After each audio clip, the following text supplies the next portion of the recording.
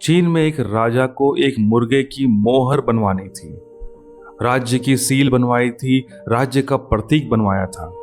उसने खबर भेजी गांव गांव में कि जो चित्रकार सर्वश्रेष्ठ मुर्गे के चित्र को बना लाएगा उसे बहुत पुरस्कार दिया जाएगा। एक वृद्ध चित्रकार आया और उसने कहा, मैं बहुत बूढ़ा हो गया हूं, हाथ मेरे कांपते हैं, इसलिए शायद मैं तो चित्र नहीं बना सकूंगा, लेकिन राज्य को मैं अपनी थोड़ी सेवाएं अर्पित करना चाहता हूं।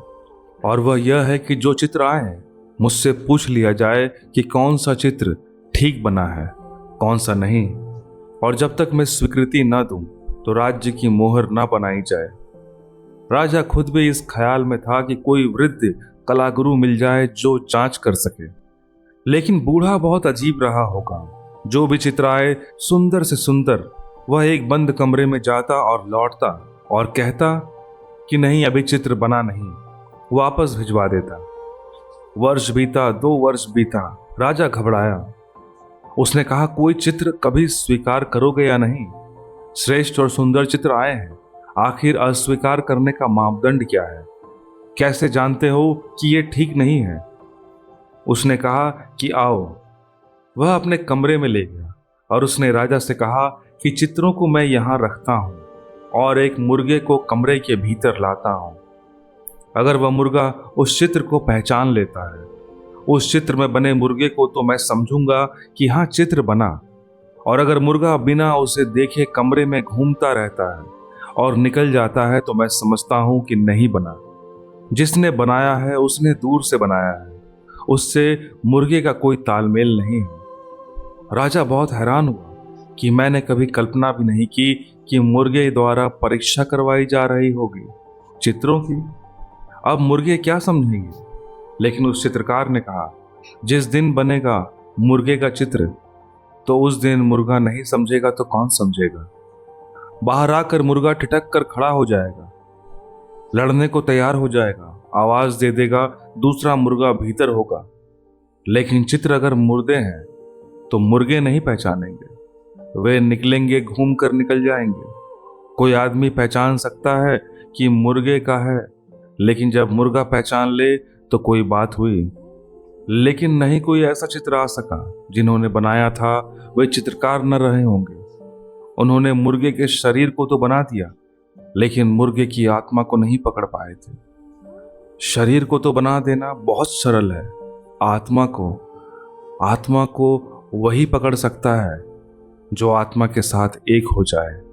आखिर उस बूढ़े ने कहा कि नहीं, यह नहीं होगा, मुझे खुद ही बनाना पड़ेगा। लेकिन बड़ी कठिनाई है, मैं बच पाऊं या ना बच पाऊं, इसलिए मैंने कहा था कि 70 वर्ष का हुआ बूढ़ा हूं, लेकिन मुझे ही बनाना पड़ेगा। राजा ने कहा, 2 वर्ष व्यर्थ खोए, कभी का बना देते। उसने कहा कि नहीं, अभी 3 वर्ष और लग जाएंगे। राजा ने कहा, क्या इतना कठिन है बनाना? उसने कहा, नहीं, बनाना कठिन नहीं है, लेकिन मुर्गे के साथ एक हो जाना बहुत कठिन है। तो मुझे 3 वर्ष के लिए छुट्टी दे दी जाए। अब मैं जंगल जाता हूँ और देखता हूँ कि इस बुढ़ापे में तालमेल बना सकता हूँ कि नहीं। वह कलाकार जंगल गया। कोई 6 महीने बाद राजा ने अपने कुछ मित्रों को भेजा कि जाओ देखो वह जिंदा है या नहीं, और करता क्या है वहाँ, और जंगल में कितने दिन लगाएगा। लोग गए। वह जंगली मुर्गों के पास लेटा हुआ था और उसने उन्हें वापस लौटा दिया कि अभी बहुत देर है, अभी बहुत देर है, जब तक मैं मुर्गा ना हो जाऊं तब तक आना मत। लौटकर उन्होंने कहा कि पागल है मालूम होता है। बूढ़ा वह कहता है कि जब तक मैं मुर्गा ना हो जाऊं वह मुर्गा हो जाएगा, तो मुर्गा बनाएगा कौन? मुर्गे तो वैसे ही बहुत हैं, लेकिन 3 वर्ष प्रतीक्षा करनी पड़ी और 3 वर्ष बाद लोग उसे पकड़कर लाए। वह आया तो उसने कहा, राज दरबार में जोर से मुर्गे की बांग दी। सारे दरबारी हैरान हो गए और उन्होंने कहा कि यह तो ठीक है कि बांग आप देना सीख आए, लेकिन चित्र कहाँ है? उसने कहा, चित्र बना देना तो अब एक क्षण का काम है, आत्मा को पकड़ना था, वह बहुत मुश्किल था। वह हो गया। मैंने मुर्गे को भीतर से जाना है। और तब उसने तुलिकिया बुलाई और वहीं खड़े खड़े चित्र बना दिया। और मुर्गे लाए गए। वे मुर्गे देखकर उस मुर्गे को घबरा कर खड़े हो गए और आवाज देने लगे।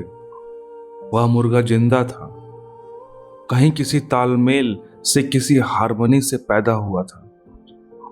उन्होंने जाना है, जिन्होंने जीवन के प्रति कोई तालमेल उपलब्ध कर लिया है, कोई एकता, कोई एकांतता उपलब्ध कर ली है।